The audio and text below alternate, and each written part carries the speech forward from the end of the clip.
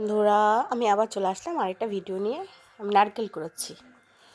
তো নারকেল কুড়াচ্ছি, তার মানে এটা দিয়ে কিছু একটা বানাবো।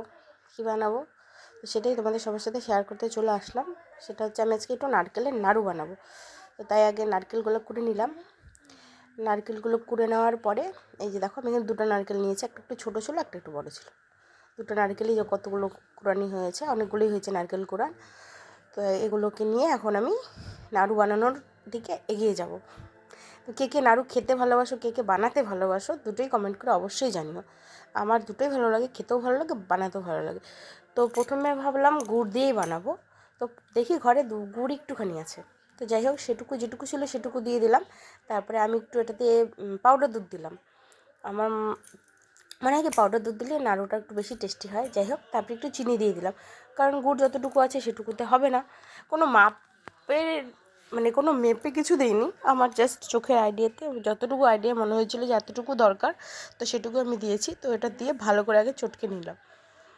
গুড়টা একটু কুটি কুটি করে গুড়টাকে কেটে নিয়েছিলাম যদিও আমি। তো যাই হোক, তো এটা চটকে নেওয়ার পরে এখন আমি কড়াইয়ের মধ্যে দিচ্ছি। এটার মধ্যে একটু গরুর দুধ দিলেও হয়, কিন্তু আমি পাউডার দুধ দিয়েছি বলে আর কিছু দিলাম না। আর শুধু চিনি দিয়ে বানালে একটু এলাচ দিলে যেমন ভালো লাগে, এটার মধ্যে গুড় দিলাম, তো যার জন্য আমি এলাচটা এখানে ব্যবহার করিনি। গুড়ের সাথে এলাচের গন্ধটা ভালো লাগে না আমার মনে হয়। তো যাই হোক, এই যে কড়াইয়ে বসিয়ে এটা নাড়ছি।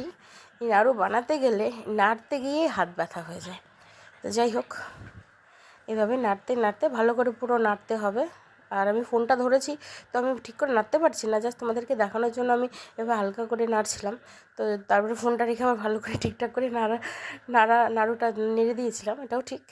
তো যাই হোক, আর এভাবে নারকেলটা অনেকটা শুকিয়ে গেছিলো, তো নারকেলটা থেকে একটু জল বের হয়নি, তো যার জন্য এটা হতে আর একটু বেশি সময় লাগছিলো।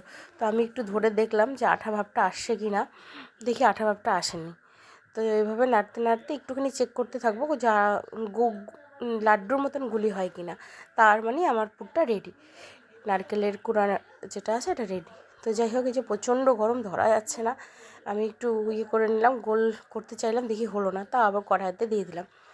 তো এখন যতটুকু আছে দেখে মনে হচ্ছে এখন একদম হয়ে গেছে। তো যাই হোক, দেখা যাক।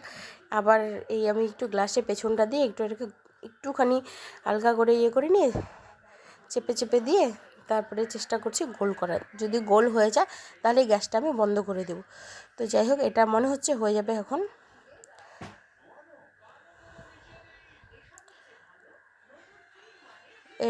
এটা এভাবে না দেখলে হয় না, কারণ নাড়ু নরম হয়ে গেলে ভালো লাগে না খেতে। তো যাই হোক, না এটাই ঠিকঠাক করে হয়নি মনে হচ্ছে, আর একটু করতে হবে আমাকে, এটা আর একটু গরম করতে হবে। তো যাই হোক, না এটাই হয়ে গেছে, আমি তো ভুলেই গেছি কোনটাতে কী হলো। না যাই হোক, আর কি করলাম বন্ধুরা। তো এটাই আমার ফাইনাল, এটা হয়ে গেছে। আমি এখন অল্প অল্প করে নামিয়ে গ্লাসটা দিয়ে আর এটা ঢেকে রাখবো, যে গরম বাকিটা থাকবে সেটা আমি কড়াইয়ে ঢাকা রাখবো, আর অল্প অল্প করে নাড়ুটা করতে যাবো, নাহলে শক্ত হয়ে যাবে। শক্ত হয়ে গেলে তো আবার গোল হবে না, কত সমস্যা একটা নাড়ু বানাতে গেলেও, কত ঝামেলা। তো যাই হোক, এভাবেই গ্লাসের পেছনটা দিয়ে আমি চেপে চেপে দিলাম। আর এখন আস্তে আস্তে গোল গোল করবো। আমার সাথে আমার মাও ছিল, মাও গোল গোল করে দিবে বলছিল। তো আমি মাকে বললাম একটু দাঁড়াও, আমি এটাকে আগে ডলে নিই, তারপরে তুমি গোল করো। তো এইভাবে দুইজনে মেয়ে মিলে দুইজনে নাড়ুগুলোকে বানিয়ে নিলাম। তো এই যে কার কার ভালো লাগে নাড়ু খেতে, নাড়ু বানাতে, আর কে কীভাবে বানাও একটু কমেন্ট করে অবশ্যই জানিও বন্ধুরা। তো আমি এভাবেই নাড়ু বানাই, তো সেটাই তোমাদের সবার সাথে শেয়ার করলাম। তো নাড়ুগুলো খুব সুন্দর হয়েছিল, একদম গোল গোল হয়েছিল, আর শক্ত হয়েছিল। আর নাড়ু শক্ত না হলে নাড়ু খেতে একদম ভালো লাগে না। আর এভাবে আমি অল্প অল্প করে সব নারকেলের নাড়ুগুলো বানিয়ে নিচ্ছিলাম। তো চলো বন্ধুরা, টাটা বাই বাই সবাইকে। আর আমার অনেক অনেক ভালোবাসা সবার জন্য থাকলো, সবাই পাশে থেকো, ভিডিও দেখো, লাইক কমেন্ট অবশ্যই করো, ভালো লাগলো কি খারাপ লাগলো সেটা কমেন্ট অবশ্যই করবে। তো সবার জন্য আমার তরফ থেকে অনেক অনেক ভালোবাসা। এই দেখো, আমার নাড়ুগুলো রেডি হয়ে গেল। আর এখন এটা কিছুক্ষণ হালকা খোলা হাওয়া নিচে রাখবো, ফ্যানের নিচে রাখলেও হয়, তো রান্নাঘরে তো আর ফ্যান নেই। তো যাই হোক, আমি এটা এভাবেই রেখে দেবো।